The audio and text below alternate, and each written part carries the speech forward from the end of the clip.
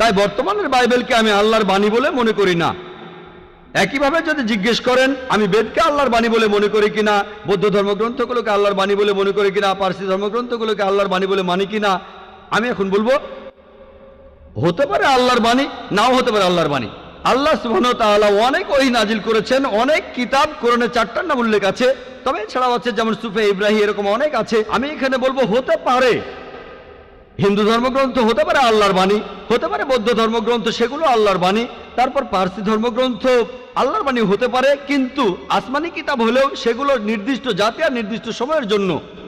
এখন আপনি মানবেন সর্বশেষ ও চূড়ান্ত কিতাব, সেটা হলো পবিত্র কোরআন। তাহলে প্রত্যেক মানুষই, হোক তার দেশ ইন্ডিয়ায়, আমেরিকাতে, কানাডায়, ইংল্যান্ডে, সিঙ্গাপুরে, সৌদি আরবে, প্রত্যেক মানুষই সর্বশেষ ও চূড়ান্ত ওহী মানবে, অর্থাৎ পবিত্র কোরআন আর সর্বশেষ নবী মুহাম্মদ সাল্লাল্লাহু আলাইহি সাল্লামকে মেনে চলবে।